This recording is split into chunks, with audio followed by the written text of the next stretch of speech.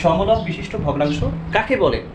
যে সকল ভগ্নাংশের লবগুলো একই তাকে সমলব বিশিষ্ট ভগ্নাংশ বলে। যেমন আমি যদি তোমাদের দেখাই 4-এর নিচে 5, 4-এর নিচে 7, 4-এর নিচে 4, তো আমি তিনটা ভগ্নাংশ লিখছি।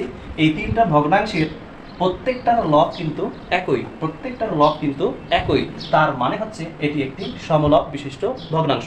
তাহলে দেখো সংখ্যাটা খুব সহজে বুঝতে পারবা। তার মানে আমি কি বলেছি, যে সকল ভগ্নাংশের লবগুলো একই তাকে সমলব বিশিষ্ট ভগ্নাংশ বলে। তো এটি হচ্ছে টপিক্স 1-এর উদাহরণ। এবারে আমরা টপিক্স 2 নিয়ে আলোচনা করব, সমহর বিশিষ্ট ভগ্নাংশ। তো তোমরা যারা সমলব বুঝে গেছো তারা সমহর খুব সহজেই বুঝে যাবা। সমহর বিশিষ্ট ভগ্নাংশের তবে আরেকটি নাম তোমরা মনে রাখো, যে সমহর বিশিষ্ট ভগ্নাংশের আরেক নাম হচ্ছে সাধারণ হর বিশিষ্ট ভগ্নাংশ। তাহলে সমহর বিশিষ্ট ভগ্নাংশ কাকে বলে? যে সকল ভগ্নাংশের হরগুলো একই তাকে সমহর বিশিষ্ট ভগ্নাংশ বা সাধারণ হর বিশিষ্ট ভগ্নাংশ বলে। যদি আমি এক্সাম্পল দিই, 1-এর নিচে 7, 4-এর নিচে 7, 7-এর নিচে 7, 9-এর নিচে 7। তার মানে এখান থেকে তোমরা কি লক্ষ্য করতে পারছো যে এই যে 4টা ভগ্নাংশ আমি লিখছি, এই 4টা ভগ্নাংশের প্রত্যেকটার হর কিন্তু একই। এই কারণে এই ভগ্নাংশগুলোকে আমরা বলতে পারি সমহর বিশিষ্ট ভগ্নাংশ বা সাধারণ হর বিশিষ্ট ভগ্নাংশ। এই ছিল টপিক্স 2। এবারে আমরা টপিক্স 3 নিয়ে আলোচনা করব। সবার আগে জানতে হবে সমতুল ভগ্নাংশ কাকে বলে। 2 বা ততোধিক ভগ্নাংশের মান সমান হলে তাকে সমতুল ভগ্নাংশ বলে। বুঝতে পেরেছো? তো এখন আমি সাপোজ লিখলাম যে 2-এর নিচে আমি 5 লিখেছি, 2-এর নিচে 5 লিখেছি। তাই এখন আমি কি করলাম, যে লবকেও 2 দ্বারা গুণ দিলাম, হরকেও 2 দ্বারা গুণ দিলাম। তো গুণ করার ফলে আমি একটা গুণফল পাবো, 2 দুগুণ 4, 5 দুগুণে 10। তার মানে কি, এই যে ভগ্নাংশটা পাইলাম 10-এর 4, এটা কিন্তু সমতুল ভগ্নাংশ। কার সমতুল ভগ্নাংশ? 5-এর 2-এর সমতুল ভগ্নাংশ।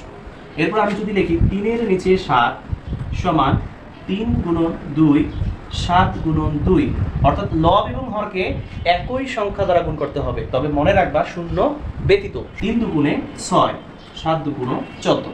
মানে এইটাকে কেন সমতুল ভগ্নাংশ বলা হচ্ছে?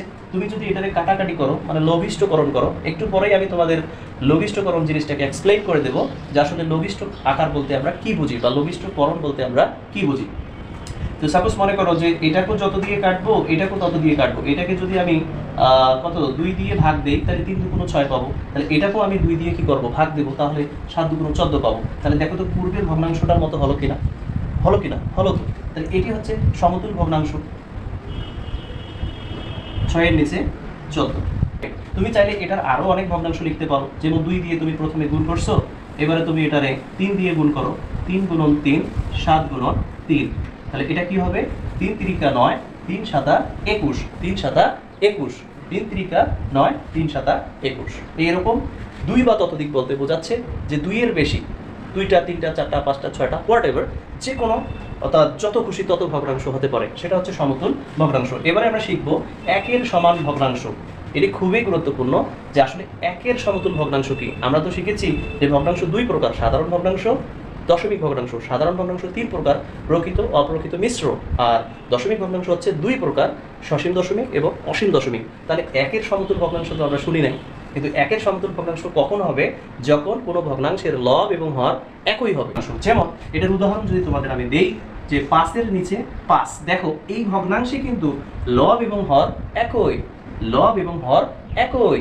এই কারণে এটিকে আমি বলতে পারবো 1-এর সমতুল। অর্থাৎ এটাকে যদি আমি 5 দিয়ে 5 রে কাটি, তাহলে 1 পাবো কিনা। এটা কিভাবে 1-এর সমান হয় দেখো, 5 ভাগ 5, 5 এককে 5। দেখো তো ভাগশেষ শূন্য না, তাহলে ভাগফল কত, 1। তার মানে যদি দেখো যে কোনো ভগ্নাংশের লব এবং হর সমান, তাহলে তুমি সেটা নিশ্চিত বলে দিবা যে এটা 1-এর সমান ভগ্নাংশ, মানে এর ফলাফলটা হবে 1। 5-এর নিচে 5 মানে এটি 1-এর সমান, 1-এর সমান। যদি বুঝে দিতে হয় তাহলে ভাগ দিবা, আর যদি ভাগ না করো তাহলে কাটাকাটি করবা, যে 5 এককে 5, 5 এককে 5। তারপরেও কিন্তু 1-এর নিচে 1 হচ্ছে, কিন্তু আমরা 1-এর নিচে 1 কিন্তু লিখি না, আমরা কত লিখি, 1 লিখি। এবং সেটা বোঝার জন্য তুমি ভাগ করতে পারো, 1কে 1 দ্বারা ভাগ করলে ভাগফল 1 আসবে। তাহলে এটিকে বলা হচ্ছে 1-এর সমতুল ভগ্নাংশ। যে সকল ভগ্নাংশের লব এবং হর একই তাকে 1-এর সমান ভগ্নাংশ বলে। এবারে 5 নম্বর টপিকসটি হলো ঊর্ধ্বক্রম ও অধক্রম।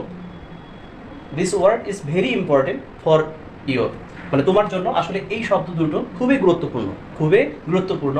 ঊর্ধ্বক্রম এবং অধক্রম, আমরা যে কোনো জিনিসকে, কোনো কিছুকে আমরা কিন্তু সাজাতে যাই। যদি কেন সাজাতে যাই? সাজালে সেই জিনিসগুলো সুন্দর দেখায়, পরিপাটি সবাই পছন্দ করে। তো আমরা এই সাজানোর বিষয়টাকে আমরা দুইভাবে সাজাতে পারি, এক ঊর্ধ্বক্রম, দুই অধক্রম। হয় একটাকে ছোট থেকে বড়, না হয় আরেকটাকে বড় থেকে ছোট। এক কথা সাজাতে পারলেই সেটা কি সুন্দর হয়। তো ঊর্ধ্বক্রম শব্দের অর্থ হচ্ছে ছোট থেকে বড়, আর অধক্রম শব্দের অর্থ হচ্ছে বড় থেকে ছোট। ঊর্ধ্ব মানে উপরে, মানে শব্দটাকে খুব সহজে মনে রাখবা যে ঊর্ধ্ব মানে উপরে, তাহলে ঊর্ধ্বক্রম মানে কি হবে? ছোট থেকে বড়। মনে করো তোমার বাসায়, মানে তোমার আব্বু 5 তলা বিল্ডিং করছে, তো 1 তলা থেকে তুমি 5 তলায় যাবা, তো অবশ্যই সেখানে সিঁড়ি বেয়ে যাবা, তারপর নিচ থেকে উপরে উঠতেছো। এই যে নিচ থেকে উপরে ওঠা, এটাই হচ্ছে ঊর্ধ্বক্রম, আর উপর থেকে নিচে নামাটাই হচ্ছে অধক্রম। আশা করি তোমরা বুঝতে পেরেছো। তো ঊর্ধ্বক্রম আমি যদি তোমাদের একটু এক্সাম্পল দিই, তো এমনিতে যদি আমি বলি যে 2 এর চেয়ে 5 বড়, 5-এর চেয়ে 7 বড়, তো এটা হচ্ছে পূর্ণ সংখ্যা। কিন্তু আমি যদি ভগ্নাংশে প্রকাশ করি, যেহেতু আমরা জানি 2 রকম, যে একটা হচ্ছে সম লব বিশিষ্ট ভগ্নাংশ, আর একটা হচ্ছে সম হর বিশিষ্ট ভগ্নাংশ। এই 2 ভগ্নাংশের ক্ষেত্রে একটু মজার বিষয় আছে, যে সমলব এবং সমহর বিশিষ্ট ভগ্নাংশে যে ভগ্নাংশের লব বড়, সেই ভগ্নাংশটাই কিন্তু বড়। তো এখানে যে আমি 4টা ভগ্নাংশ লিখছি, 1টা 2টা 3টা 4টা, এই 4টা ভগ্নাংশকে যদি আমি ঊর্ধ্বক্রমে সাজাতে যাই, তাহলে অবশ্যই আমাকে ছোট থেকে বড় ক্রমে সাজাইতে হবে। আর এটা বোঝার জন্য আমাকে মনে রাখতে হবে যে সমহর বিশিষ্ট ভগ্নাংশের ক্ষেত্রে যে ভগ্নাংশের লব বড়, সেই ভগ্নাংশটাই বড়। তাহলে এই ভগ্নাংশের দেখো, এইগুলো লবের চেয়ে তুলনামূলকভাবে কিন্তু 9 বড়। তাহলে আমি কিন্তু বলতে পারি যে 7-এর 9 এই ভগ্নাংশটি বড়, 7-এর 7 এই ভগ্নাংশটির চেয়ে ছোট, এই ভগ্নাংশটার চেয়ে এই ভগ্নাংশ ছোট, তার চেয়ে ছোট। তো ছোট থেকে বড় বলতে কি 7-এর 1, 7-এর 4, 7-এর 7, 7-এর 9। তো এটাকে যদি আমি ঊর্ধ্বক্রমে সাজাই, তাহলে কি হবে? 7-এর 1 কমা, বা আমি যদি বড় থেকে ছোট থেকে বড় দেখাই, 7-এর 1 লেস দ্যান মানে তোমরা অবশ্যই জানো ক্ষুদ্রতর।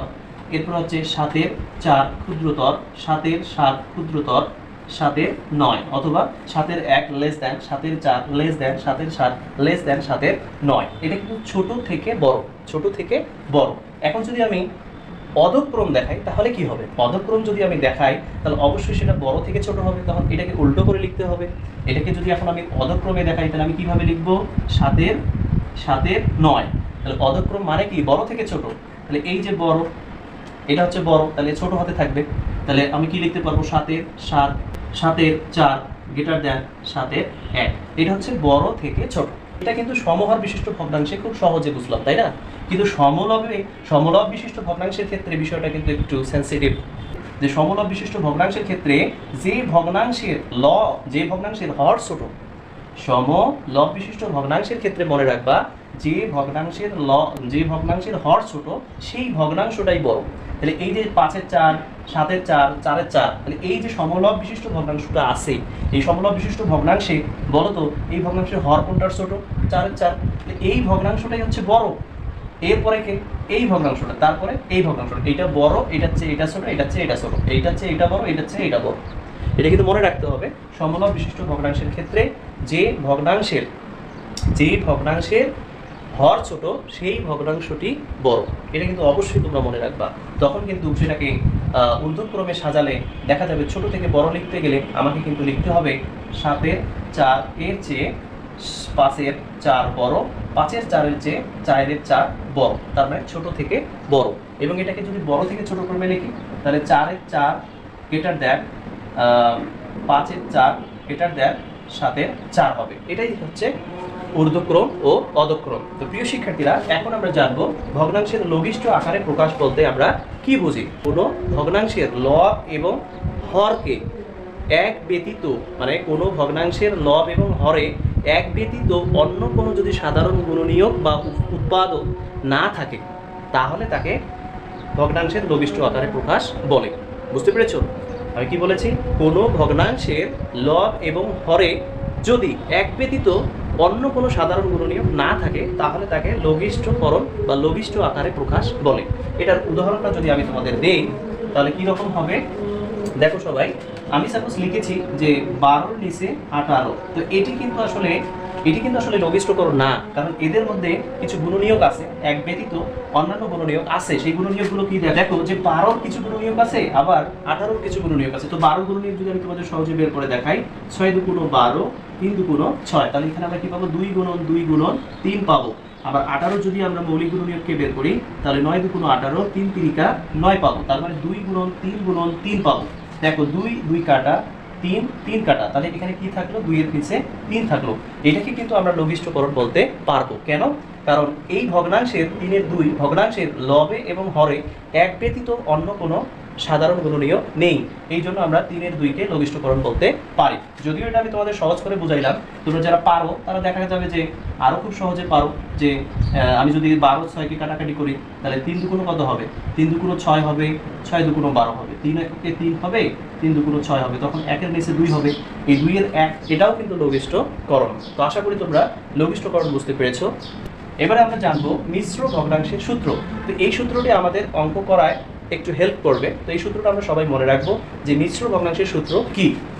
যে মিশ্র ভগ্নাংশের সূত্রটি হলো, মিশ্র ভগ্নাংশ সমান হর গুণন সমস্ত, হর গুণন সমস্ত যোগ লব ভাগ হচ্ছে।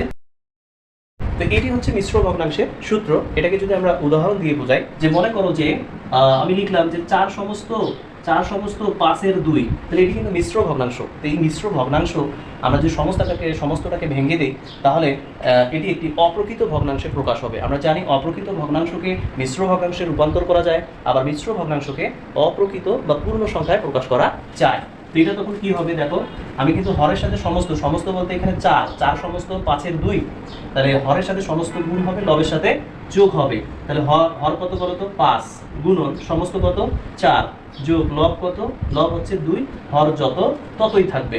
তাহলে এখন আমরা যদি এটাকে ক্যালকুলেশন করি, 4 × 20, 20 আর 2 22, নিচে কত হবে 5। তাহলে এটি হচ্ছে মিশ্র ভগ্নাংশের সূত্র।